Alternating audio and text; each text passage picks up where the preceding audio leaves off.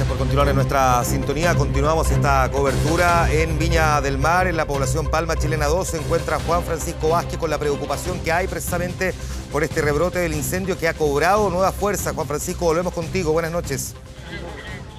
Buenas noches, Juan Manuel. Claro, se han reactivado las llamas en este lugar, en la quebrada que está justo al frente de la Villa Las Palmas 2 de Forestal Alto, y también en estos últimos minutos hemos visto que ha aumentado la cantidad de humo, por ejemplo, en el sector cercano a Parcela 11, que concentró esta emergencia durante la tarde, luego de la hora de almuerzo. Ahí se comenzaron a registrar una importante cantidad de llamas que pusieron en riesgo a los habitantes de ese sector. Luego que se controló esa emergencia, el fuego comenzó aquí en este lugar. Los vecinos comenzaron a realizar cortafuegos, a hacer limpieza de la maleza y también de la basura que se había acumulado por largo tiempo aquí en la quebrada. Un trabajo que se mantuvo por parte de los vecinos con palas, con machetes y también incluso con motosierras para facilitar esas labores, hasta que los acompañó la luz natural, y también estuvo esa labor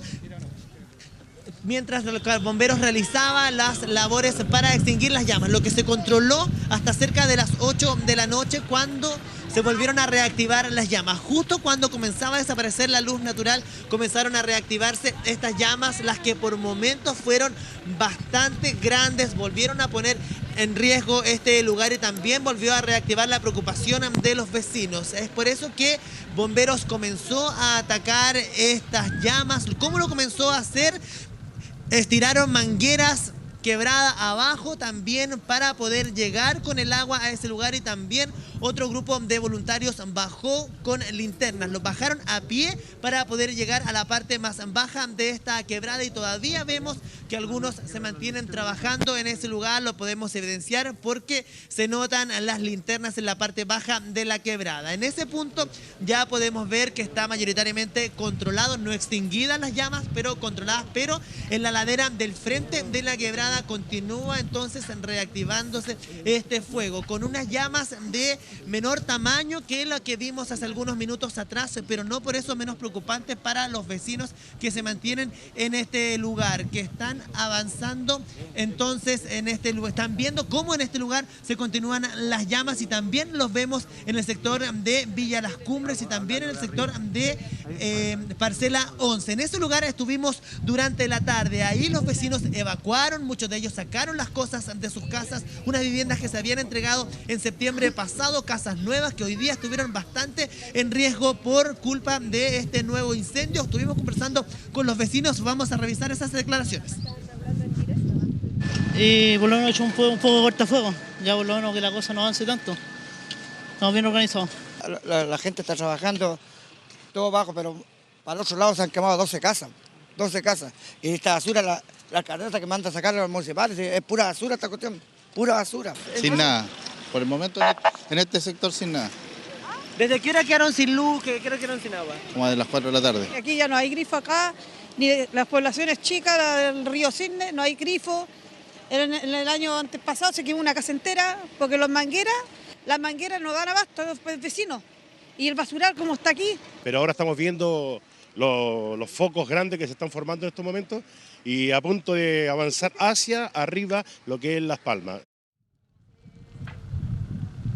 Claro, revisamos la preocupación durante la tarde con los vecinos y también lo que se ha mantenido aquí durante los últimos minutos, porque la reactivación del fuego, nos decían los vecinos, el fuego que está en la ladera del frente podría afectar otras poblaciones más próximas a la ruta Las Palmas. Es a raíz de esta reactivación del incendio y también de otros focos que hay en lugares más próximos a la vía, es que la ruta Las Palmas, que recordemos conecta Viña del Mar con la ruta 68 para ir a la región metropolitana, se encuentra absolutamente cerrada. ¿Cuáles son las alternativas para aquellas personas que tengan que salir desde Viña del Mar hacia la capital? Pueden hacerlo por Santos Osa en Valparaíso, o también a través de la ruta Lorosco por Quilpué y Villa Alemana. La tercera alternativa ya sería a través de la Cuesta La Dormida para aparecer en la región metropolitana por Tiltil. Les contábamos, Juan Manuel, de lo dinámico que ha sido este incendio, las condiciones como han han cambiado de un minuto a otro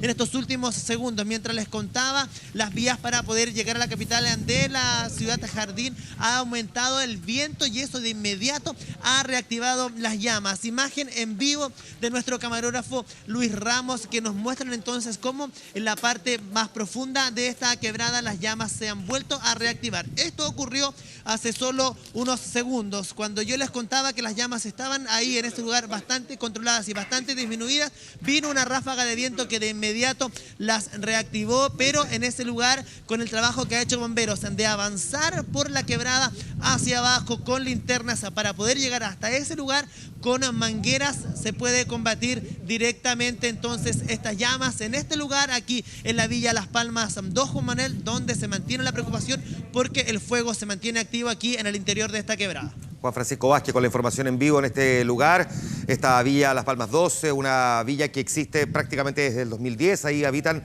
según el catastro que ha hecho Techo, unas 100 familias aproximadamente, el 100% de ellas no tiene acceso, o por lo menos formal, al tendido eléctrico, están colgados, el 97% no tiene acceso al agua potable. Esa es la realidad de quienes viven en esta Villa Las Palmas 2, que es entonces una de las zonas de riesgo a esta hora, con el resurgimiento en el comportamiento del fuego de una zona que se pensaba estaba lejos del peligro, pero que ya hemos visto en la última hora prácticamente queda completamente amenazada y desplazada por esa realidad. Juan Francisco, voy a volver contigo en los próximos minutos. Tenemos también otros equipos desplegados, la población Felipe Camiroaga también es otro de los lugares que nos preocupa, pero como sabemos ha sido precisamente el comportamiento climático el que ha favorecido durante la tarde, con bastante calor y además con viento, la realidad que hemos estado observando durante la jornada de este domingo 12 de marzo. Por lo tanto, con Eduardo Sáez, nuestro meteorólogo, vamos a tratar de proyectar qué es lo que se espera para las siguientes horas y poder comprender también el comportamiento durante el día. Eduardo, ¿cómo estás? Buenas noches. ¿Cómo estás, Juan Manuel?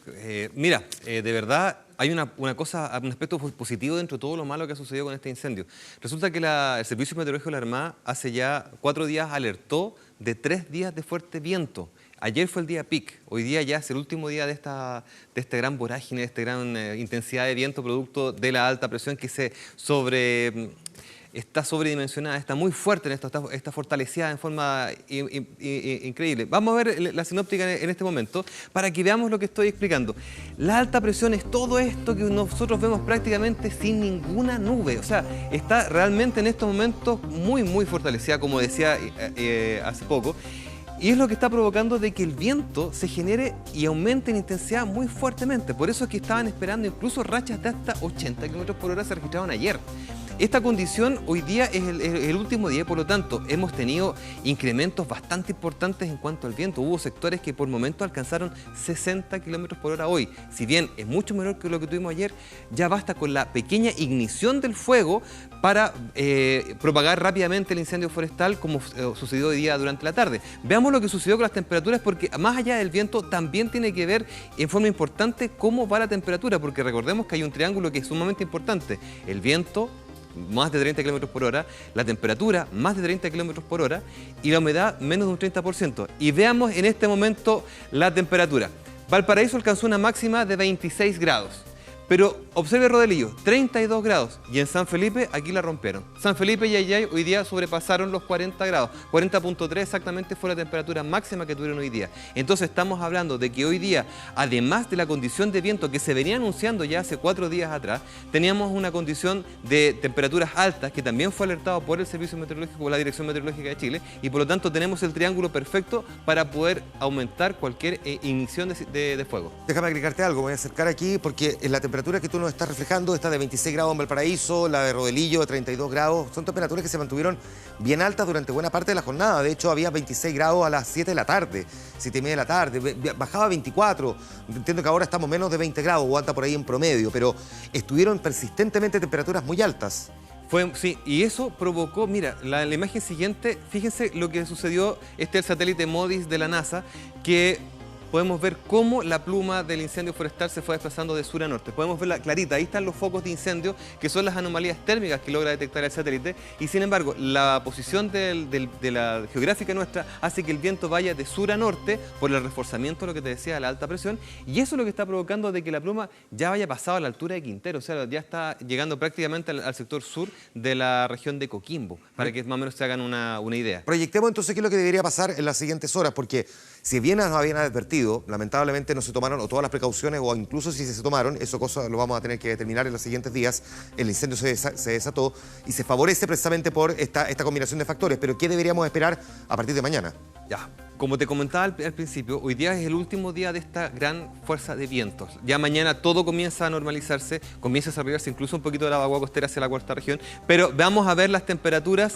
Mira, los vientos, el viento de hoy, para que lo veamos. Hoy día las rachas de viento en Valparaíso alcanzaron por momentos 55 kilómetros por hora.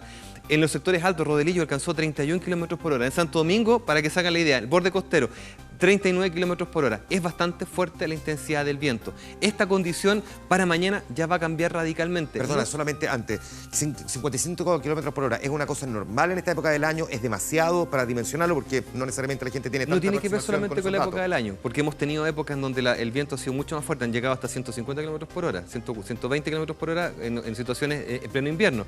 Y en el verano tuvimos vientos del orden también de 80 kilómetros por hora. Ayer tuvimos 80, hoy día 55, es bastante bajo.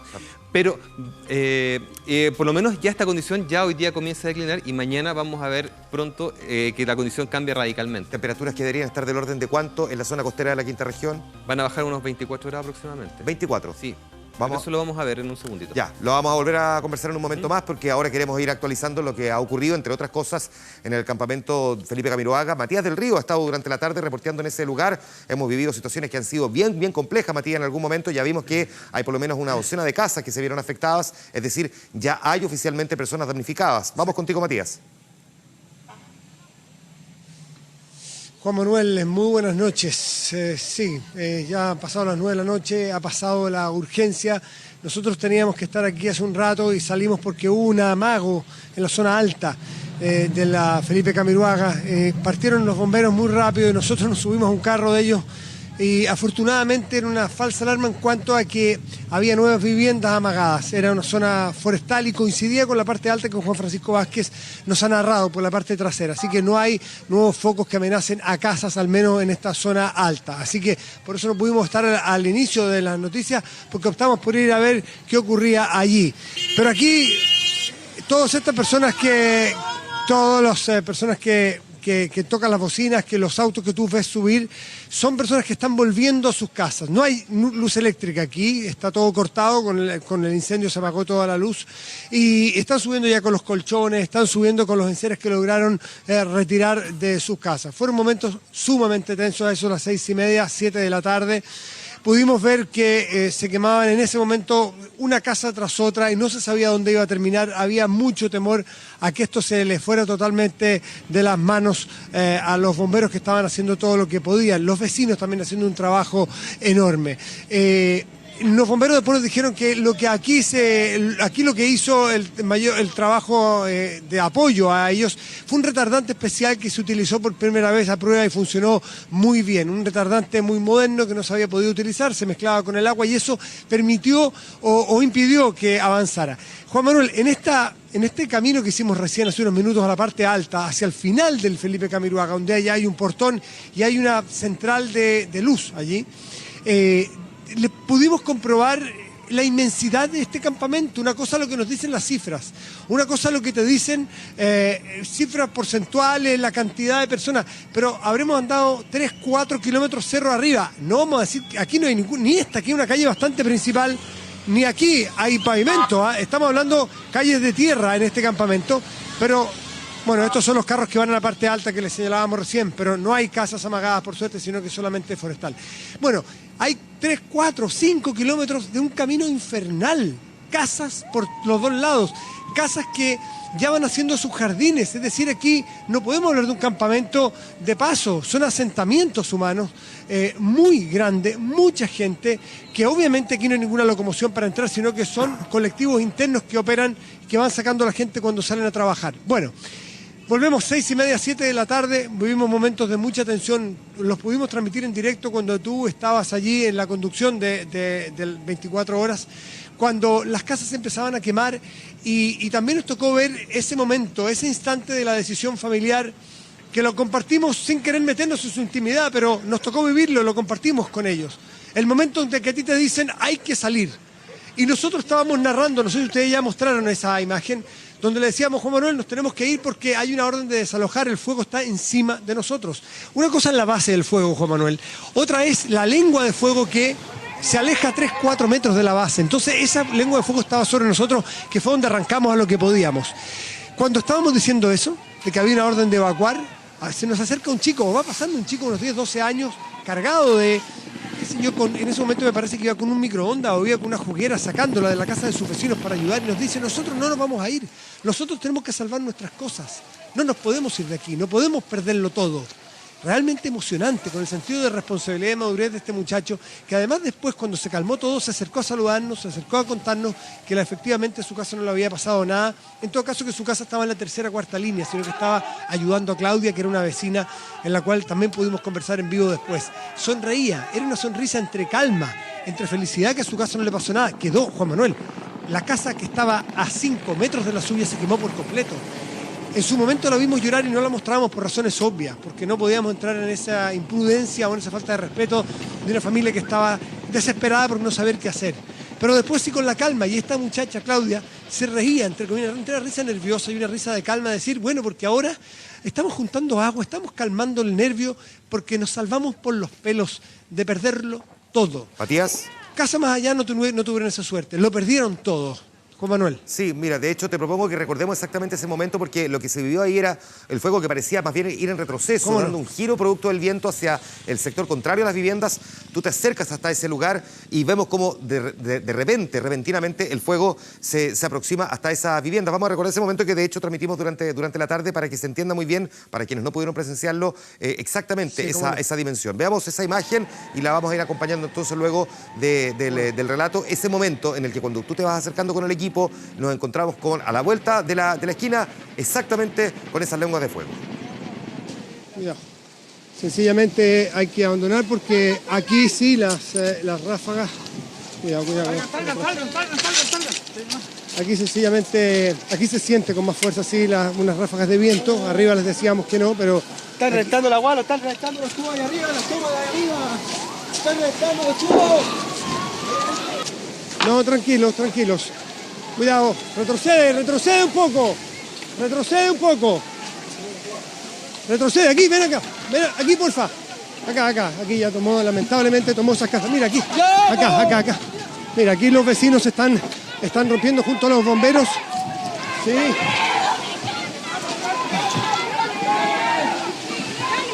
Ese es el momento en que el fuego repentinamente, cuando parecía ir en retroceso, se acerca y empieza a consumir las primeras viviendas. De hecho, los propios bomberos se encuentran con esa realidad que no esperaban y empieza entonces el consumo de esas viviendas. Con el adicional, sí, porque había una recomendación de que las personas evacuaran. Ya sabemos que finalmente no lo hicieron porque trataron de combatir con lo que tenían, con lo que podían las llamas. Sin embargo, se encontraron con esta realidad de varias casas que resultaron quemadas. Explotaban los balones de gas que incluso se encontraban ahí muy pocos metros. Esa es una realidad que se vivió lamentablemente durante la tarde. Ahora la situación está bastante más calmada. Matías, vuelvo contigo. Sí, tal cual. Por interno, tú mismo me decías cuando estábamos transmitiendo, salgan de ahí, la producción del canal, porque nadie, para explicar bien, nadie pretende aquí meterse en un lugar con la imprudencia. Una cosa es llevar la imagen, una cosa es la noticia, pero no pusimos en riesgo ni cercanamente ni al camarógrafo, ni al equipo de producción, ni yo mismo. No queríamos ponernos en riesgo acercarnos de manera imprudente. Sencillamente nos acercamos a un lugar donde queríamos tener una imagen panorámica del fuego. Y lo teníamos relativamente lejos y controlado. Fue la vuelta del viento de un minuto a otro, de manera inminente, se nos vino encima. Y teníamos esta lengua de fuego y la temperatura, que es la que nos hace arrancar. Porque una cosa es ver el fuego fuerte, cerca, pero otra cosa es cuando tú ya ves que la temperatura se empieza a sentir en la piel que te asusta mucho y te dice, miércoles, aquí es para tomárselo en serio y hay que retroceder. Y ahí nos echamos hacia atrás. Y claro, cuando tú ves que además no conoces el terreno, este es un campamento que tiene muchos recovecos, no hay calles naturalmente, sería, ustedes pueden ver aquí, sería imposible regirse por calles regulares. Entonces cuando quisimos también retroceder, nos encontramos en que no sabíamos dónde era la calle. Y de hecho no encontramos una calle para poder salir y tuvimos que pasar después les mostramos un acopio de escombros, que había refrigeradores, lavadoras, que alguien ha venido a botar en algún momento, que había muchas, y pasamos por arriba, los bomberos nos ayudaban a salir a todos porque nos vimos encerrados en un momento porque era muy, muy peligroso lo que estaba ocurriendo. Y eso nos pasa a nosotros que venimos a trabajar y a reportear. Uno puede perfectamente ponerse en los pantalones de estas familias que nos acompañan aquí. Ellos lo viven, no voy a decir a diario, pero ellos lo viven además con el sufrimiento de saber que lo están perdiendo todo. Y esta decisión, esta complejidad de la decisión de poner a los hijos a salvo, retirar las cosas que tienen, la propiedad, los enseres, y hay un momento donde entonces tienen que ya poner y salvar el pellejo, como se dice vulgarmente. Otra cosa que en la transmisión esperamos haberlo contado con la suficiente claridad es lo emocionante que resulta el trabajo de los pobladores, la coordinación al momento de ponerse a salvo. Mira, Juan Manuel, no había ni un niño. Ese niño de 12 años fue una excepción. No había niños menores de 15 años aquí. Es decir, la coordinación rápida, poner a los niños más chicos inmediatamente a resguardos y sacarlos del entorno del peligro del fuego. Muchachos entre 18, 30, 40 años con las mangueras de los bomberos en los hombros para poder, porque no se puede arrastrar la manguera porque se va trancando en todas partes. Entonces, haciendo una verdadera pasarela con la manguera, todos los vecinos aquí, no importaba si era su casa o era la del vecino, tratando de ayudar a los bomberos que llegan con la punta del pitón al foco del fuego. Y los muchachos arriesgando su vida, te prometo, pasando por lugares que estaban todavía con palos prendidos, haciéndolo a un lado, otros tiraban tierra, pasando y adelantándose al fuego, llegando al foco del fuego para tratar desde allí hacer ese cortafuego con agua. Era muy emocionante verlos trabajar con un respeto, con una concentración, sabiendo que cada uno se iba a su trabajo. Llegaron militares, carabineros, estaban los pobladores, estábamos nosotros mismos, nunca una mala palabra, nunca una pelea, un contratiempo, sino que todos coordinados, respetándose, ojo por aquí y tú por allá, gente repartiéndole agua a todos. Realmente esa es otra cara de este trabajo de los vecinos que se han coordinado y que resulta genera mucho ánimo. Sí, en ese mismo relato que tú nos entregas, con las imágenes que además ha ido capturando durante la tarde en Esto Catalán, nosotros vamos a seguir dando un vistazo en términos generales, pero también en zonas particulares de lo que ha ocurrido en la quinta región, así que por un momento suspendemos este diálogo contigo para conversar ahora con Marcelo Álvarez. Él también durante toda esta tarde nos ha estado entregando relatos, también estuvo en la población Felipe Camiroaga desde la quinta región, nos va a contar ahora también otros pormenores de lo que ha sido este distinto incendio con focos diferentes también. Marcelo, conversamos contigo ahora, ¿cómo estás? Buenas noches. Exactamente, buenas noches. Unos 5 a 6 focos de fuego fueron los que combatió bomberos durante esta jornada, como decía Matías del Río, ahí en la extensa población Felipe Camiroaga. Recordemos que son 900 familias que viven en una larga franja pegada a una quebrada que tiene aproximadamente 5 kilómetros de largo. Por lo menos en 4 de ellos el fuego arrasó completamente con la maleza que había en el sector y en la parte baja, casi llegando a la parte plana del sector donde comienza precisamente la población Felipe Camiroaga, es donde se produjo el mayor daño. Ahí el fuego se encontró con las viviendas, chocó directamente con ellas y se llevó por lo menos 12 en ese punto. Nosotros vimos, tal como decía Matías, cómo los pobladores ahí trabajando codo a codo con los bomberos, con los militares, con los carabineros que llegaron hasta ese punto, estuvieron ahí desde un primer momento, pero ya hubo un momento en que tuvieron que alejarse, retirarse del sector donde las llamas estaban avanzando y estaban poniendo en riesgo a la población. Ahí un caballero en un minuto me dijo, no puedo seguir más aquí, me tengo que retirar. Le dije, ¿en qué le ayudo? En nada, me dijo, la casa se va a quemar. Se le quemó la vivienda ahí a escasos minutos de haber conversado con él, quedó de brazos cruzados, sacó lo poco que tenía a mano, estaba solo en su casa, muy poco pudo llevarse de su vivienda. Como decíamos, aproximadamente 12 casas se quemaron en ese punto, básicamente porque el fuego empezó a bajar desde la parte alta, cruzó Rodelillo, llegó hasta el sector de la Felipe Camiroaga, avanzó en un momento directamente hacia ella, en la parte más alta del cerro. Felizmente para los pobladores de la parte alta, el fuego se encajonó en la quebrada y empezó a ser empujado por las llamas, por el viento digo, las llamas fueron empujadas por el viento quebrada abajo y al final de la quebrada, casi en la parte plana, como decíamos, de este campamento, se encontró con las viviendas. Escenas desgarradoras, por cierto, durante esta mañana, o sea, durante esta jornada, vamos a ver lo que dijeron los pobladores cuando se les estaban quemando las viviendas. Ahí ellos estaban mirando cómo los bomberos trataban de apagar el fuego, pero el viento hacía inútil el trabajo de los voluntarios. Nada, joven, nada. Una tristeza, joven, porque uno con esfuerzo compra sus cosas. ¿Logró sacar algo? No. casa está a punto de quemarse. ¿A punto de quemarse? Sí. ¿Tienen agua para combatir el fuego? No tenemos nada, nada, no hay nada de agua. No había agua, no había nada. Ya no podemos hacer nada ya. Solo lo que Dios quiera nomás. ¿Cuánto tiempo viviendo acá? Voy a cumplir 7 años. Una sola tira manguera, 50 casas y no hay como darle trago al fuego. Tú ves que los lanzamientos son pasados de donde está la cabeza del incendio. Las casas ya se están quemando y le siguen tirando agua, deberíamos aprovechar donde las que se puedan salvar.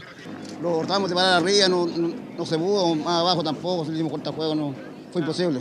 El viento muy fuerte. Se me quemó la casa, ahí se quemó la casa. Pero son cosas materiales y son cosas que se pueden recuperar. Se viene muy rápido con el viento. Pensamos que no iba a llegar acá, pero llegó igual. Muy rápido. Sí, muy rápido. ¿Se salvó su casa o no? No sé, está más abajo, no sé todavía. Que como esto es una toma, yo creo que es poco el beneficio que tenemos de la gente que nos pueden darlo. Bueno, no sé, palabras no tengo para decirle en este momento porque mi casa se está quemando. Que con lo puesto, yo trabajo en la feria, también en la Conto, así que ahí está mi casa. Ahí está mi casa. Momentos desgarradores ahí en la parte alta de la población Felipe Camiroaga, como decía ese último vecino, ese último poblador. Son viviendas que están asentadas en un terreno particular. Por eso no han recibido ayuda de nadie. No tienen agua potable, no tienen electricidad. La poca agua que tienen y que compartieron durante esta jornada mientras con la gente que estaba combatiendo el incendio es el agua que suben los camiones aljibe del municipio. Es la única ayuda que tienen. En términos prácticos es la única que tienen. Ellos llevan aproximadamente 7 años viviendo en ese lugar y en la parte más alta precisamente de este campamento se vivió también un momento de mucha tensión. Cuando el fuego siguió avanzando desde Rodelillo hacia la población Felipe Camiroaga, se produjo ahí un momento de mucha tensión y mucho peligro, precisamente para los pobladores. ¿Por qué? Porque el fuego avanzó, se inflamó completamente todo el cerro, toda la vegetación que estaba en ese sector comenzó a quemarse, a avanzar hacia las casas que estaban ahí a unos 200, 300 metros. ¿Y qué hicieron los pobladores? Lejos de evacuar, lejos de arrancar, salieron con sus herramientas, con azadones, con palas, a tratar de hacer un cortafuego para evitar que las llamas avanzaran directamente a sus casas. Ellos dijeron que no se van. Prefieren quemarse ahí junto a sus cosas, pero no dejarlas abandonadas a la suerte que pueda tener el fuego con ellas, a la misericordia que pueda tener el fuego o no. Felizmente, gracias al trabajo de los aviones aljibe que estaban trabajando, los aviones Dromedary y los helicópteros que estaban combatiendo junto a los pocos bomberos que habían en ese punto y los pobladores lograron contener el fuego y este siguió avanzando hacia la parte baja donde provocó la mayor cantidad de estragos. Los pobladores dicen que ellos están solos, solo tienen sus manos para combatir el fuego. Escuchemos. Sí, cortafuego para que no pase más acá. Lo bueno que hay apoyo acá. Todo el mundo trabajando. Sí, eso es lo principal. Siempre se está manteniendo las quebradas limpias. Ahora esto ya creció. Hay que hacerlo ya por lo menos para evitar que suba a las casas porque las casas están aquí mismo. Nuestras familias evacuaron ya. ¿Aquí al lado, 200 metros? Está a 200 metros. Material ligero. Aquí no hay agua. No hay agua, no hay luz, no tenemos nada. Tenemos puro fuego y tierra. ¿No? Tenemos 5 focos, si la cámara lo logra ver allá. Sí, sí. Tenemos 5 focos y tenemos 3 camiones de bomberos que podríamos estar todos conjuntamente combatiendo el fuego acá, pero no sé qué es lo que hacen arriba. Necesitamos más ayuda. Claro, ahí arriba, en la parte alta de la Felipe Camiroaga, no se quemó ninguna casa, ninguna vivienda, pero en la parte baja, casi al llegar al sector de Forestal, donde colinda precisamente la Felipe Camiroaga con el sector de Forestal, ahí sí se quemaron aproximadamente 10 a 12 casas en total, una situación compleja para los damnificados. Muchas viviendas abandonaron ese lugar, pero durante esta jornada Carabineros ya está en ese punto, no hay electricidad, recordemos, en ese lugar, pero Carabineros va a estar prestando la colaboración para proteger las viviendas que quedaron solas. Escuchemos a Carabineros. Aquellas casas que han sido evacuadas preventivamente queden con el resguardo policial. Ese es un llamado que nosotros le hacemos a la comunidad para que no tengan esa preocupación y sepan que sus casas van a ser resguardadas por nosotros los carabineros. Para eso es justamente el apoyo que hemos recibido desde Santiago, donde vamos a poder contar con ese contingente. Claro, ha vuelto la calma acá Viña del Mar después de esta jornada trágica que comenzó a eso de las 15:30 horas y que recién cerca de las 20:30 horas logró calmarse. Mañana no hay clases en Viña del Mar para ningún establecimiento educacional. Se mantiene la alerta roja en la Ciudad Jardín. Bien, es lo que entonces nos relata Marcelo Álvarez. También la mirada que le tocó reportear durante esta tarde, precisamente en este lugar, la población Felipe Camiroaga. Cuando comienza este incendio se pensaba que esta era una de las zonas que podía verse afectada. Se tenía la esperanza de que el fuego se retirara. Finalmente vimos que en algún momento parecía dirigirse hacia el sector contrario, donde se encontraban las casas. Sin embargo, rápidamente el fuego da ese giro que finalmente termina consumiendo al menos 12 de ellas. El catastro lo vamos a tener más formalmente en las siguientes horas. Ya veremos en los próximos días qué es lo que la autoridad también nos puede señalar al respecto. Gracias, Marcelo. Buenas noches. Buenas noches.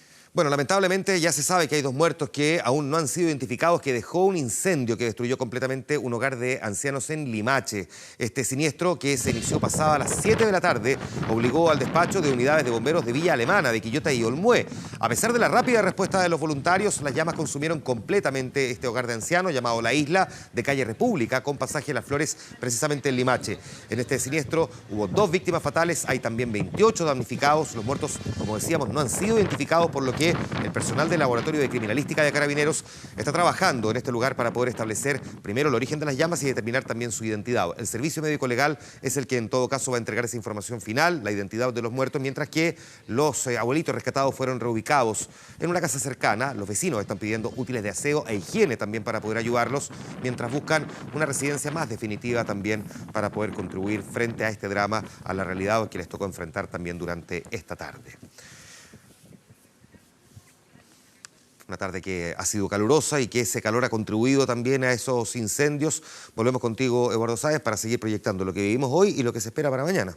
Bueno, hoy día las condiciones, vuelvo a repetir, fueron las condiciones propicias para poder proliferar aún más los incendios forestales. Por eso es que tanto CONAF ha hablado del triángulo 30-30-30, temperaturas por sobre los 30 grados, vientos sobre 30 kilómetros por hora, humedades bajo los 30 kilómetros, provocan este tipo de escenarios. Lo que estamos viendo acá, un incendio que se generó en la parte alta de Valparaíso y que el viento fuerte de hoy día, proveniente principalmente del sector sur, con intensidades del orden de 60 kilómetros por hora. Ayer fueron 80, por suerte fue hoy día el incendio y no agarró todos estos días de alta intensidad de viento. Y podemos ver la pluma cómo se fue desplazando hacia el Océano Pacífico, y es el gran responsable del viento, que en sectores bastante localizados, independiente de la información que podamos haber recolectado de los distintos centros meteorológicos, la Dirección Meteorológica o el Servicio Meteorológico de la Armada, en general hay sectores donde el viento por momentos estuvo por sobre los 60 kilómetros por hora. Ahora, vamos viendo lo que se nos viene ahora.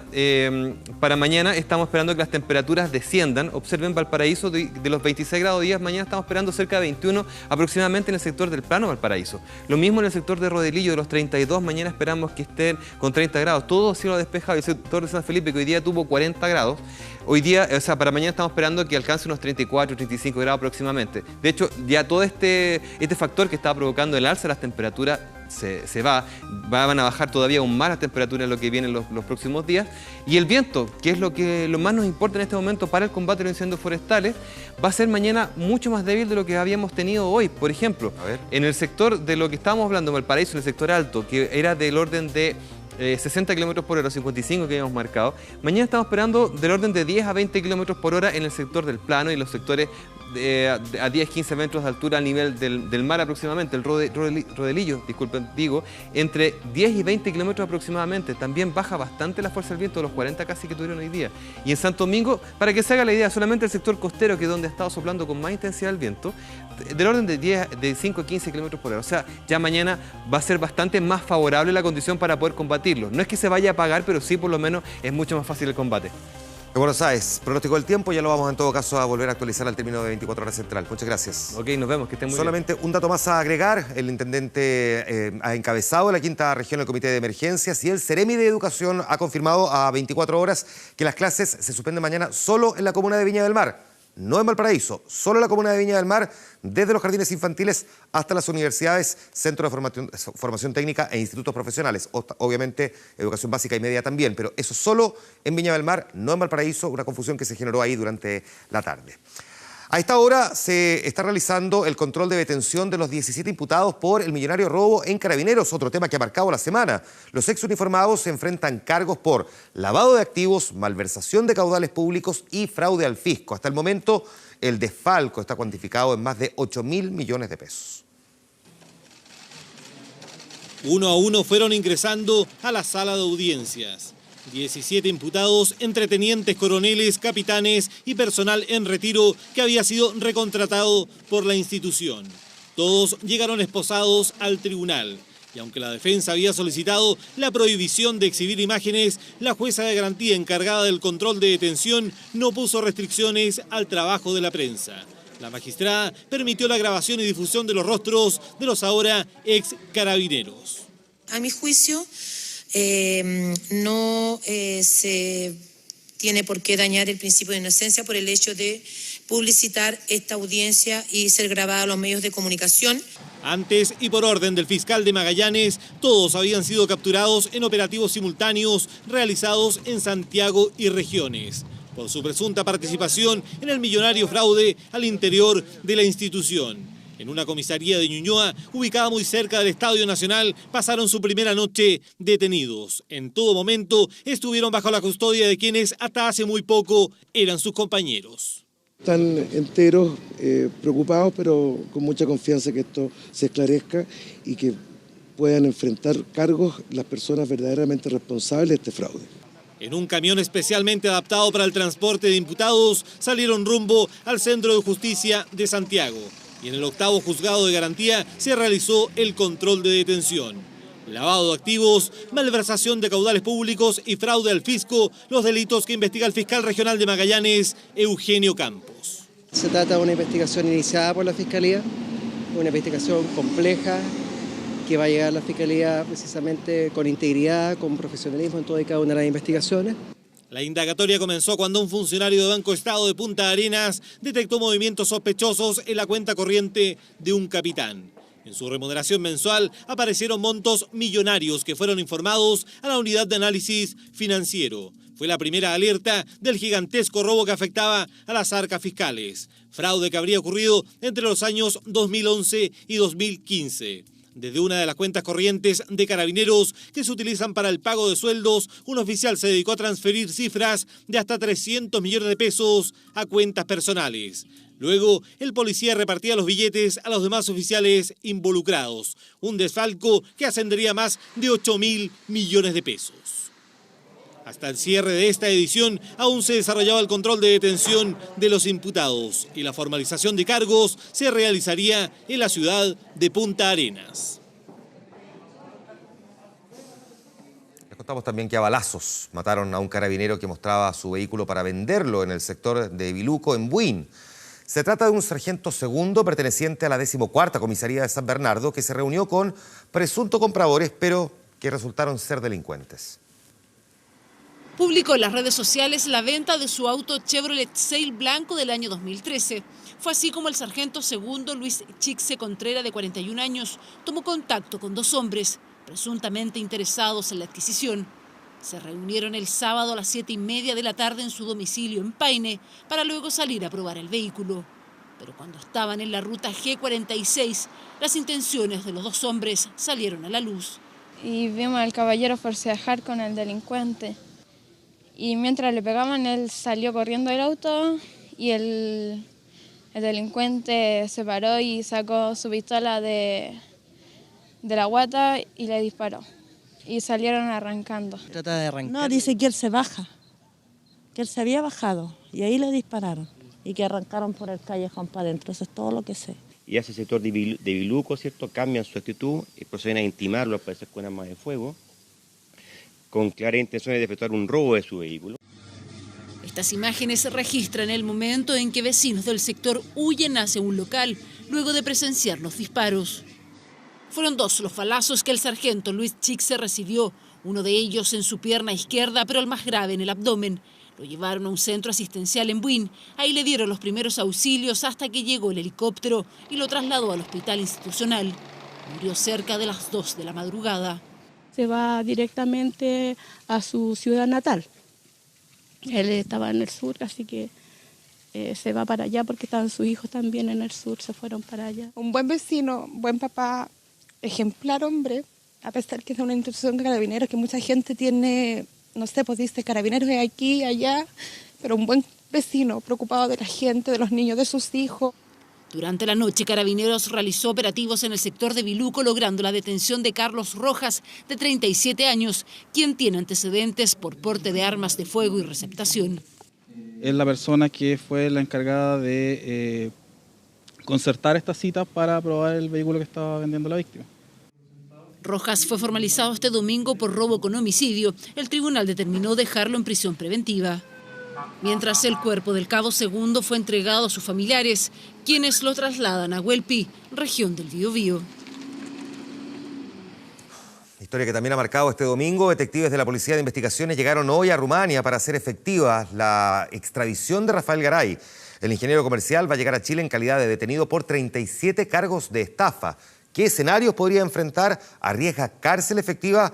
A pocos días de su retorno obligado, varios especialistas responden algunas de estas preguntas. Siempre escoltado y en calidad de detenido. Esta ha sido la rutina de Rafael Garay en Rumania. El ingeniero comercial lleva 3 meses preso en Brașov y ahora tendrá que enfrentar a la justicia chilena.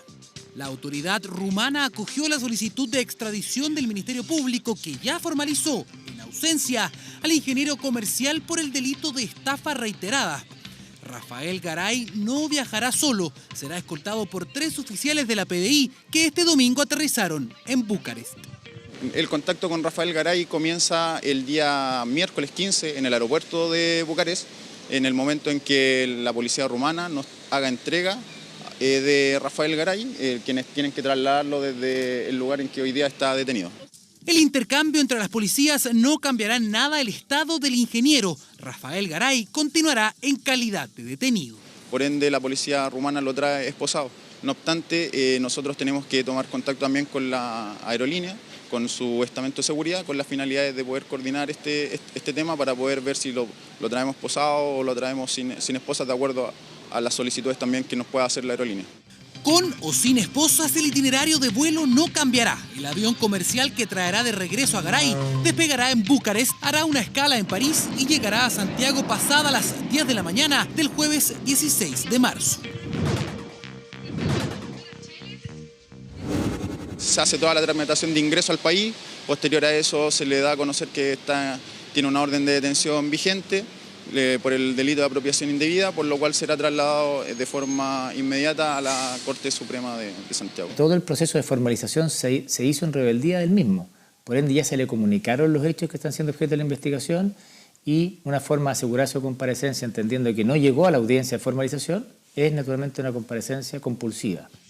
Garay pasaría de inmediato a control de detención. Allí le deberían volver a leer los cargos que le son imputados, 37 delitos de estafa, con un perjuicio estimado de 1.800 millones de pesos. En ese momento el juez determinará si el ingeniero estará tras las rejas mientras se investiga.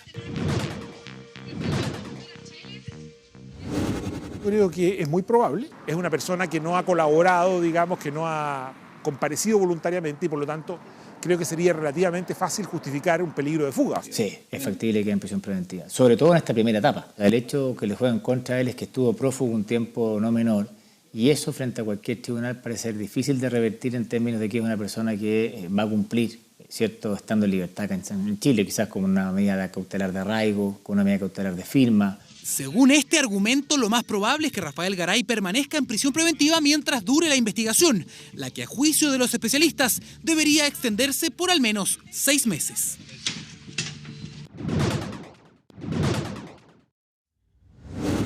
Yo creo que el mejor escenario para él, de lo que uno así a priori puede ver, sería que él lograra anular la elevación de pena propia de la reiteración, o porque las atenuantes son de tal magnitud que logran anular ese efecto. Puede naturalmente negar los hechos en su derecho propio, en su presunción de inocencia, o puede comenzar de a poco a acercarse a algunas víctimas para buscar lo que se llaman acuerdos reparatorios. Acá el delito imputado básicamente es un delito de apropiación indebida y de estafa, por ende son delitos que permiten acuerdos reparatorios, de tal manera que si él acordara montos con las víctimas podría extinguir incluso la acción penal. pero todo indicaría que el dinero de sus clientes nunca se invirtió y se perdió todo rastro de su paradero. ¿Qué pasaría si la justicia lo halla culpable de estafa? En principio, no, porque se trata de una persona que no tiene antecedentes previos y el delito de estafa tiene una pena máxima de 5 años. Y en esa circunstancia sería un buen candidato a una medida alternativa a la privación de libertad. El problema, según el profesor Riego, es que al ser un delito reiterado, la pena podría elevarse 1 o 2 grados. Entonces, la posibilidad de que la pena sea de crimen, me refiero superior a 5 años y un día, sin acreditar circunstancias atenuantes, es un escenario bastante cierto. Con lo cual, el rango de pena de él podría ser entre 5 años y un día y 10, por ejemplo, 7 años más o menos, y en ese orden de cosas esa pena sería de cumplimiento efectivo. dijo que padecía un cáncer terminal, dijo que la radiación de Fukushima lo enfermó, prometió ganancias a sus inversionistas, proyectó la imagen de un economista exitoso, dijo que era un perseguido político. En fin, muchos han deslizado que Garay podría sufrir un cuadro psicopático.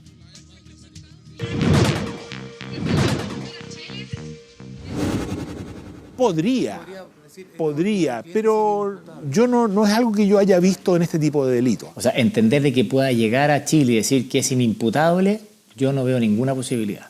Ahora, si durante el curso de investigación se somete a peritajes, en particular psicológicos y psiquiátricos, más que nada, ¿cierto? Y ellos llegaran a la conclusión de que una persona, por ejemplo, que no logra discernir entre lo correcto y lo incorrecto, yo imagino que su defensa podría quizás sustentar algún grado de inimputabilidad. Son los escenarios posibles que podría enfrentar desde este jueves Rafael Garay Pita, el protagonista de uno de los casos policiales más bullados y mediáticos del último tiempo. Supimos también en esta jornada de capuchados que quemaron 19 camiones en un nuevo atentado incendiario en la Araucanía. En el lugar se encontraron panfletos alusivos a la causa mapuche. El atentado fue perpetrado durante la madrugada de este domingo en la empresa de transportes Transcavalieri, ubicada a 15 kilómetros al norte de Temuco. Según el testimonio del guardia, 4 individuos con capuchas entraron en forma violenta y encendieron 19 camiones y 10 acoplados que quedaron totalmente destruidos. Las pérdidas alcanzarían los 1.400 millones de pesos. Fue un trabajo bien extenso para controlar las máquinas estaban consumidas totalmente y para que no hubiera propagación a otras unidades. Primero manifestar nuestro dolor y nuestro repudio más grande. Es una vergüenza lo que ha ocurrido acá. Es una vergüenza, sobre todo cuando estamos desarrollando esfuerzos grandes por llegar a acuerdos en nuestra región, por involucrar a todas las personas que efectivamente quieran la paz en nuestra región. No se entiende que desalmados, que delincuentes generen este tipo de acciones que sin duda atentan contra la paz social. Hacemos un llamado a todos los camioneros de Chile, a toda la ciudadanía, que es el momento que nos unamos, los emprendedores, los pequeños y medianos empresarios, para derrotar este flagelo que es la delincuencia, la impunidad, los actos vandálicos y el terrorismo. El grupo dejó panfletos y rayados en apoyo a la causa mapuche, firmados supuestamente por la coordinadora Arauco Mayeco. Para las policías llama la atención que el atentado se haya registrado en las cercanías de la capital de la Araucanía, ya que la mayoría de estas acciones se producen en sectores rurales y en la denominada zona roja del conflicto. Efectivamente, los primeros antecedentes nos indican, ¿no es cierto?, que fueron algunas personas encapuchadas que ingresaron al lugar, los cuales fueron vistos, ¿no es cierto?, por una guardia que se encontraba en el lugar, pero quienes actuaron, ¿no es cierto?, a rostro cubierto. En la parte posterior del recinto, por donde habrían ingresado y por donde se habrían retirado posteriormente de este hecho, los cuales están siendo en este momento periciados por el Laboratorio Criminalista de Carabineros. Hay un lienzo, hay panfletos y se están periciando esos elementos que fueron encontrados. ¿Firmados por alguien, la CAM, la UAM, por ejemplo? Sí, está relacionado con la causa mapuche y tiene una reivindicación objetiva. Hasta el lugar del suceso llegó personal del Labocar y del GOPE de Carabineros que se hará cargo de la investigación. También fue desplegado un importante contingente de fuerzas especiales. En el control del incendio participaron 11 compañías de bomberos de Temuco, Lautaro y Pillalelbún. Según los voluntarios, este ha sido uno de los mayores atentados de los últimos meses en la región de la Araucanía. Hablamos ahora de otro ataque de distinta naturaleza, pero que también ha dejado huella en la sociedad. Mañana se va a iniciar en Coyhaique el juicio por el caso de Nabila Rifo, esta mujer que fue brutalmente golpeada, atacada por un hombre que también le sacó sus ojos. Nabila reconoció ante el Ministerio Público que fue su pareja, Mauricio Ortega, el agresor, pero después, en supuestas conversaciones telefónicas, se habría retractado. ¿Cómo podría entonces desarrollarse este juicio? Lo vemos ahora.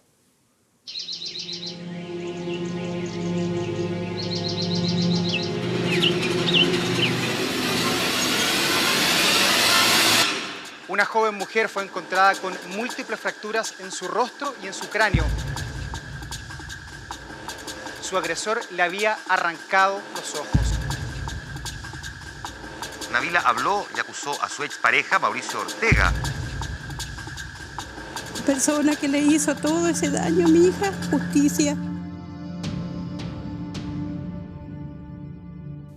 Es la triste historia del violento y brutal ataque que Nabila Melissa Rifo Ruiz, de 29 años, sufrió la madrugada del 14 de mayo de 2016 en Coyhaique. Era pasadas las 6 de la mañana cuando Nabila sale de la casa de su pareja y padre de 2 de sus hijos, Mauricio Ortega, de 42 años.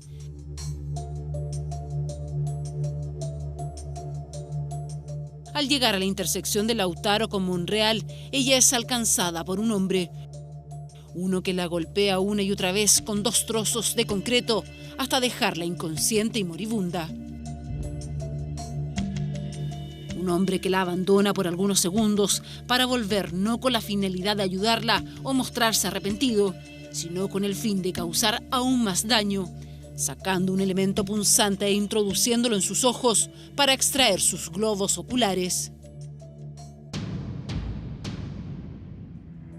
Nabila fue brutalmente golpeada en su cabeza, lo que le provocó fracturas en el cráneo, rostro y piezas dentales. Lo peor, el salvaje ataque a sus ojos.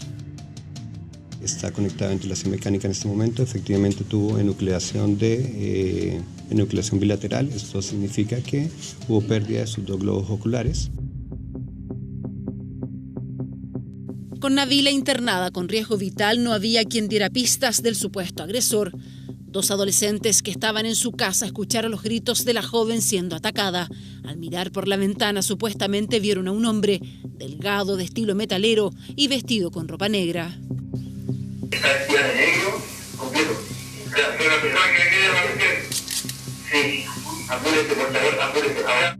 Pero en el sitio del suceso encuentran unas llaves de auto y pedazos de hormigón. Se toman las llaves y comienzan a activar el comando a distancia.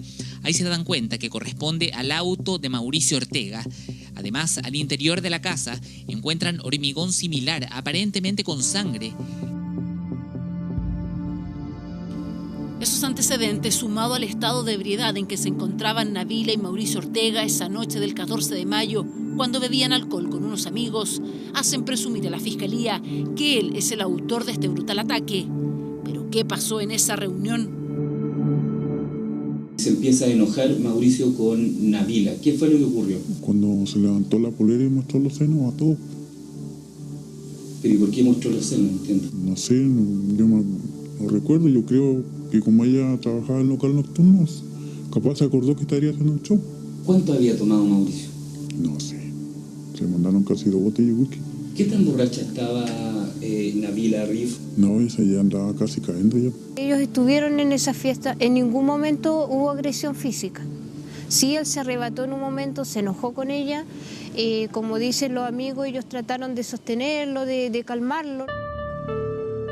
Una vez que los asistentes a la fiesta se fueron, Nabila y Mauricio habrían discutido. Una pelea que presuntamente termina cuando ella se va de la casa. Hasta ese entonces todo era especulación. Nabila tuvo que ser trasladada a Santiago. Seguía sin decir nada.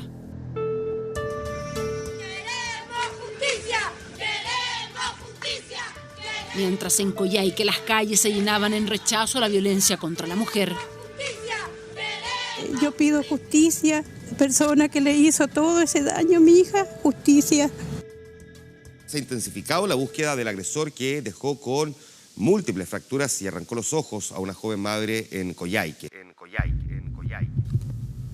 2 meses y medio de búsqueda del presunto responsable que terminaron cuando Nabila contó qué pasó esa madrugada. Ortega va caminando atrás, dice, moviéndose de un lado a otro.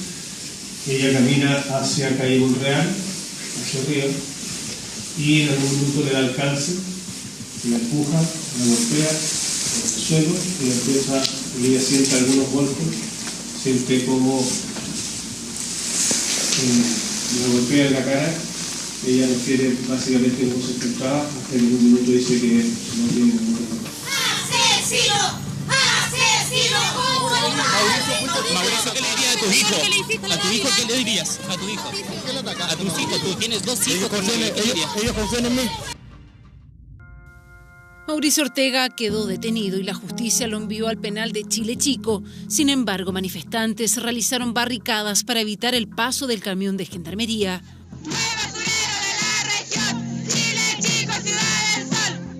Un hecho que obligó a su reclusión en la cárcel de Coyhaique, lugar desde donde envió una carta asegurando ser inocente.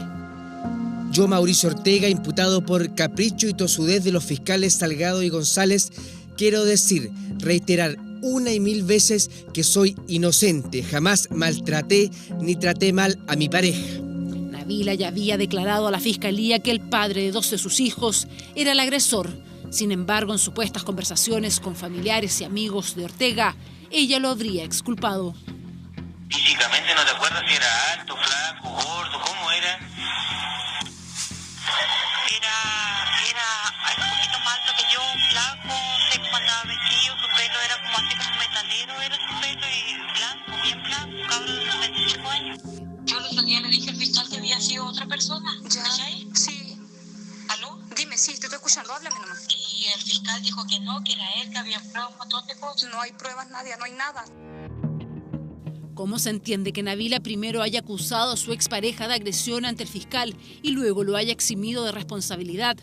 Nabila sigue en el tránsito de un verdadero triángulo de presión. Por una parte están los familiares que la presionan para que ella cambie la versión y diga que su expareja Mauricio no es el culpable. Y por otra parte tiene la presión, entre otras, de su propia madre, que le dice que esto debe terminar. Y por otra parte tiene su propia presión, pensando en sus hijos, en su futuro, en lo que fue esa vida y en lo que podría cambiar en el futuro. Siempre está la esperanza de poder cambiar, es decir, siempre está la esperanza de que este matrimonio vuelva a unirse y a seguir adelante y tratar de olvidar todo esto. ¿Qué se puede esperar entonces durante el juicio oral que empieza este lunes en una de las salas de este tribunal y donde a Mauricio Ortega se le pide una condena de 12 años por femicidio frustrado y 15 por mutilación reiterada, entre otros delitos? Que pensemos que ella, su aparato psíquico está desestructurado. Va a bastar una mirada de su expareja para que ella se enmudezca. Va a faltar una mirada para que ella cambie lo que quiere decir. Por lo tanto, una de las cosas que se debería hoy día proteger y pensar en proteger en ella es que no tuviera contacto directo con su expareja. ¿Es o no Mauricio Ortega el responsable de este brutal ataque? El Ministerio Público tiene la más completa y absoluta convicción de la participación de Mauricio Ortega en los hechos que sufrió Nabila Rifo, y en ese contexto se presentó una acusación. ¿Pero qué tan potentes son las pruebas que tiene el Ministerio Público para establecer su participación, más allá del testimonio que pueda entregar Nabila? La defensa cree que puede acreditar que otro es el responsable. Creemos que toda la prueba en conjunto, del punto de vista científico, básicamente ADN, rastros, excluyen la participación de Mauricio Ortega. ¿Para eso tienen ustedes pruebas que lo podrían excluir? Sí. Prueba propia, del punto de vista de la investigación que se hizo y del análisis de la prueba del Ministerio Público.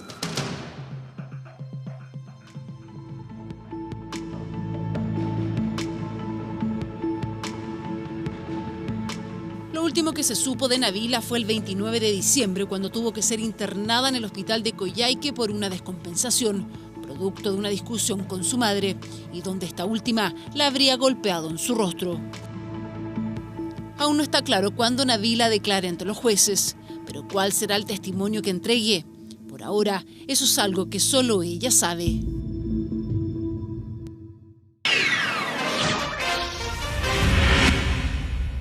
A mayor, 2 personas murieron y una decena resultó herida víctimas de una estampida en un concierto en Buenos Aires, un recinto habilitado para 170.000 personas que recibió casi el doble de público y por eso la Fiscalía ya citó a declarar a los organizadores del evento. ¿Hay alguien desmayado? ¿Qué es lo que está pasando ahí? Hay gente en el piso, por favor. A ver, la gente de seguridad, la gente de... Ya no sabía qué decir. El cantante argentino Indio Solari pedía otra vez al público que se calmara, retrocediera, no empujara para intentar llegar al escenario. Calma, calma, los que están atrás, por favor. Hay mucha gente, hay que tener mucho cuidado. Hoy habíamos quedado que nos cuidáramos. La gente de Defensa Civil, ¿dónde están? Un llamado que no sirvió, que se repitió varias veces durante el concierto, pero no logró evitar la tragedia. Una avalancha humana dejó a cientos de asistentes en el suelo. Me tocó estar en la zona donde se armó la avalancha, que fue entre el escenario y las primeras torres, digamos, de sonido. En un momento, cuando se arma la avalancha, veo que se desploma un chico. Todos estábamos muy asustados. 2 personas murieron y decenas resultaron heridas. Un concierto en el que el cantante de rock volvía a los escenarios después de un año de ausencia y lo hacía en la pequeña localidad de Olavarría, a 350 kilómetros de Buenos Aires. La situación se fue de las manos, no se esperaba tanta gente realmente. Siempre se habló de 160, 170.000 personas. Pero llegaron más de 300.000. Testigos denuncian que no hubo control en el acceso del público y esta era la única salida habilitada en todo el recinto. Un hecho que recordó lo ocurrido el 30 de diciembre de 2004, cuando 194 personas murieron víctimas de un incendio en la discoteca Cromañón en Buenos Aires, un caso que terminó con la condena de los integrantes del grupo Callejeros por homicidio. El Indio Solari ya fue citado a declarar como testigo a la Fiscalía, donde además deberán comparecer los organizadores del evento. La responsabilidad de la gente de la producción la determinará la justicia. La justicia tiene que ser quien determine cuántas entradas se vendieron, cuánta gente había en el lugar. Recital que causó además el colapso total de la localidad de Olavarría. Pocos boletos de bus, escasez de combustible, atochamiento en rutas y mala señal de telefonía provocaron que muchos no pudieran volver a sus casas. Son 300.000 personas en una ciudad muy pequeña, la ciudad se cerró, no hay almacenes para que uno pueda comprar comida, hay 2 kioscos nada más con terribles colas, no hay baños químicos, no hay manera de salir. Hasta ahora 12 personas continúan internadas en estado de gravedad, en un hecho que pudo haber terminado mucho peor.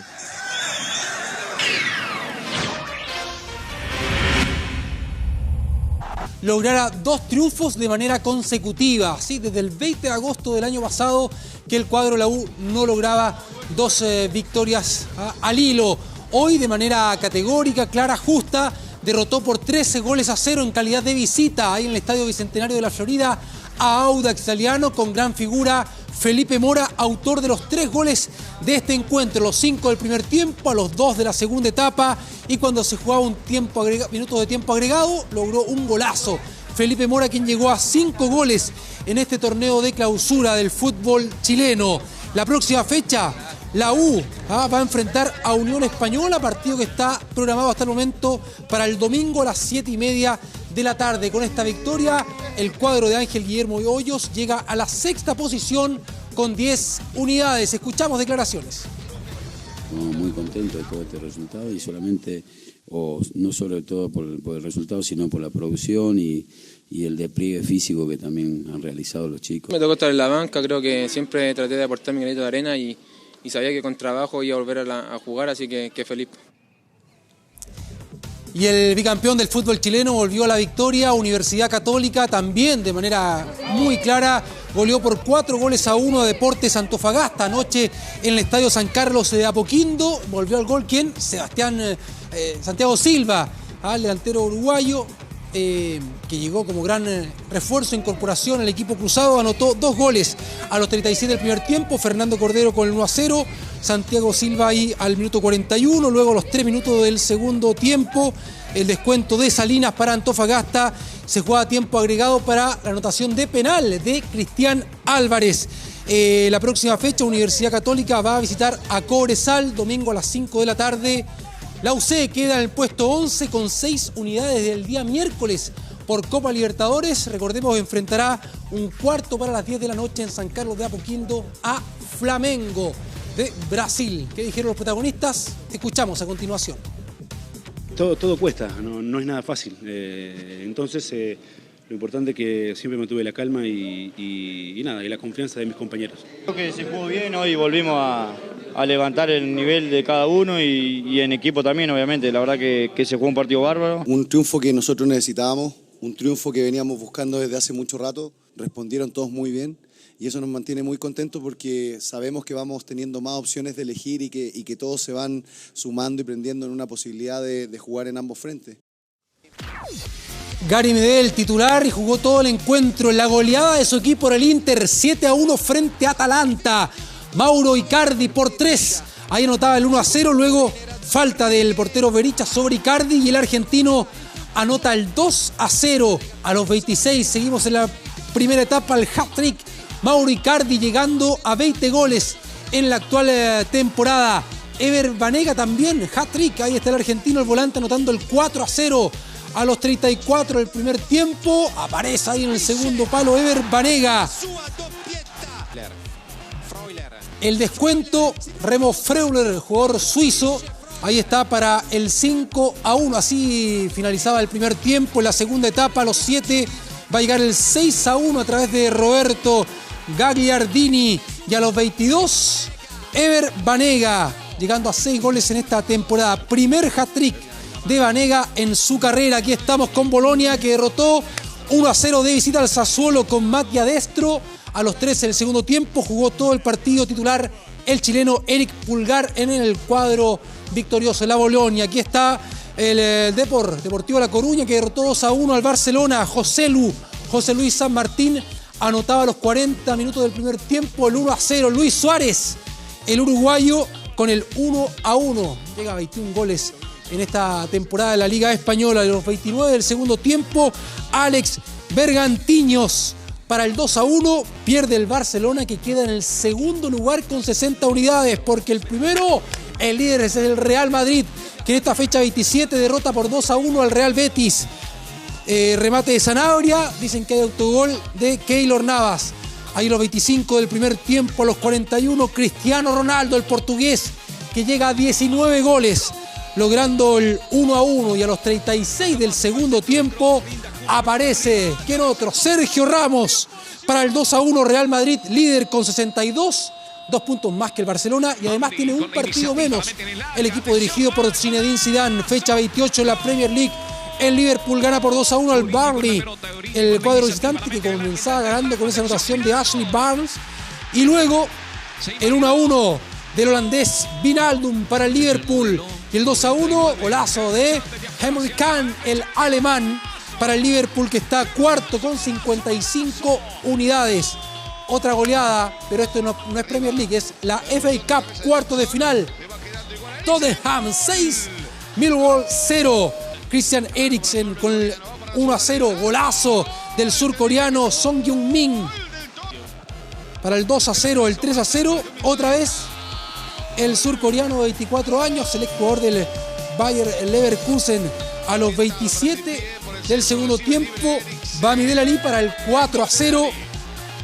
A los 34 va a aparecer Vincent Janssen para el 5-0. El equipo de Pochettino. Y luego tiempo agregado, sexto gol en la FA Cup de Son Heung-min, balón para la casa entonces en esa goleada del Tottenham. Para finalizar, Juan Manuel, está terminando los últimos minutos del partido, donde Unión Española va ganando 2-0 a Cobresal, cerrando ahí la sexta fecha del torneo de clausura. Muchas gracias, Gustavo. Chao, Juan, que estés bien.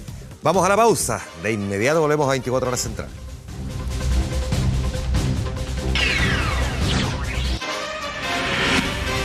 Incluso profesionales que, en busca de mejores sueldos, llegan al rubro de las frutas y las verduras. La cosa es que Cercotec ahora anunció que este año se van a destinar más de 2.000 millones de pesos para que estos comerciantes mejoren sus puestos y también la atención al público. trabajando aquí en la feria.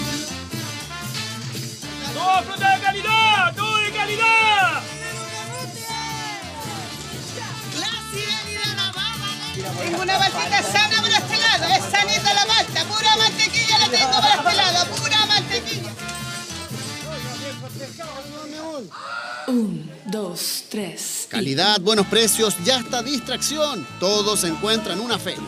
Cada vez se adecúan a los tiempos modernos. En un puesto incluso puede hasta pagar una cuenta de luz o utilizar su tarjeta de crédito. Alternativa al supermercado y con productos mucho más frescos. Pero las opciones de la feria no solo son para los clientes, también para muchos que se han decidido por abrirse paso como dueños de su tiempo y dueños de su puesto. Era inspectora de patio. ¿Tú estudiaste? Sí, pues. ¿Qué estudiaste? Administración de empresas. De profesional a feriante. A eso optó esta mujer de 29 años. Sueldos bajos, falta de oportunidades hasta que decidió emprender. Y actualmente cumple 8 meses en esta feria de Peñalolén. El negocio te rinde más a trabajar con sueldos bajos. Acá tú te manejas tus tiempos, tú eres tu jefe. Un tema de sueldo, un tema de que uno quiere estar más horas en la casa, con la familia y trabajando 8 horas diarias, a veces 10, hacer horas extra y ganar un sueldo muy bajo. Es preferible ser tu propio jefe y hacer tu negocio. Y acá esto te permite igual ahorrar plata, tú controlar tus cuentas, estar más tiempo con él, con la familia. Y así como Paulina, hay muchos que han dejado su trabajo de oficina o en una tienda para dedicarse a vender frutas y verduras. Hay otros casos, como el de Nancy Donoso, oriunda de la granja que fue dueña de casa, crió a sus hijos, pero cuando nacieron sus 19 nietos, entró a trabajar primero a una empresa de aseo, pero se dio cuenta que en la feria se ganaba mucho más. Yo trabajaba en una empresa de aseo y pagan muy poco. Para mí es algo que a mí me gusta. No puedo trabajar en otra cosa sino esto. Se acostumbra, uno vive una vida más relajada, más tranquila. Y si usted quiere trabaja, si usted no quiere no trabaja. ¿Sus hijos también son feriantes? Son feriantes, sí, son comerciantes. Y la ven en uno, entonces ellos se acostumbraron de chico a capo. Cada vez son más las mujeres feriantes. Actualmente de 340.000 trabajadores en este rubro, casi la mitad es representado por ellas. Es por estas historias que el Servicio General de Cooperación Técnica, Cercotec, entregará recursos por 2.100 millones de pesos para que estos trabajadores se organicen y postulen a mejorar la calidad de sus puestos, pero también capacitarse para vender y atender mejor al cliente. Es gente que no viene necesariamente del rubro de los negocios a hacer negocios y por lo tanto requiere apoyo, requiere asesoría y nosotros vemos en el emprendimiento una tremenda posibilidad para el desarrollo profesional, para el desarrollo de las personas, para el desarrollo y generación de más y mejor actividad económica. Por eso lo estamos potenciando en todos sus niveles. Porque en la medida en que se fortalezca la comercialización de los productos a través de ferias libres, podemos ir asegurando que en el tiempo las ferias se mantengan y entonces las personas tengan acceso a frutas y verduras de manera expedita, en su propio barrio y a precios justos. Las ferias libres forman parte del patrimonio cultural de nuestro país. Eso lo tiene claro Mario Cornejo. San Bernardino, de 55 años, heredó ese amor por el negocio de su padre.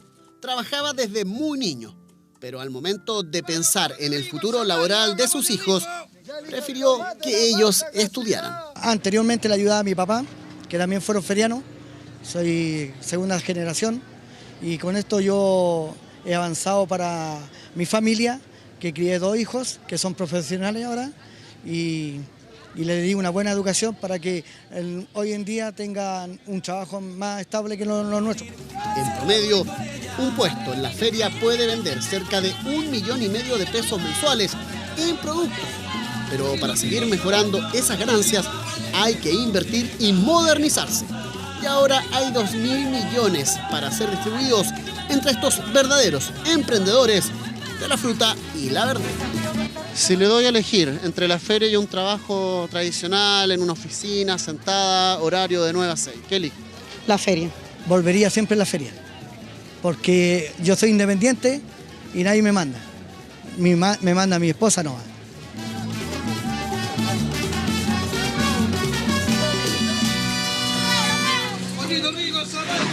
Internacional.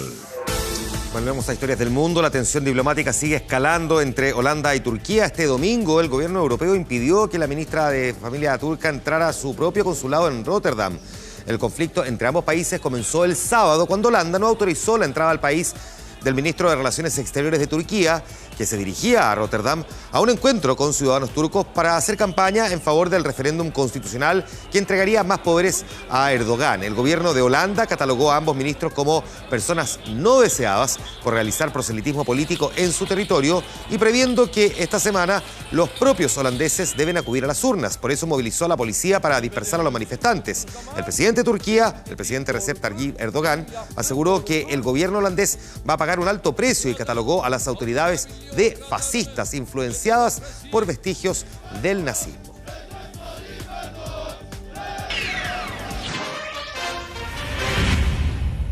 En 24 horas y 24horas.cl. Recuerde que no pudimos darle el resumen de la semana de la teleserie La Colombiana porque la transmisión nos llevó a otra cosa, pero va a estar presente de todas formas esta noche después de la teleserie de Josué y La Tierra Prometida, así que ahí tiene el resumen de esa exitosa teleserie nacional. Gracias por habernos acompañado, nos juntamos durante la semana. Buenas noches.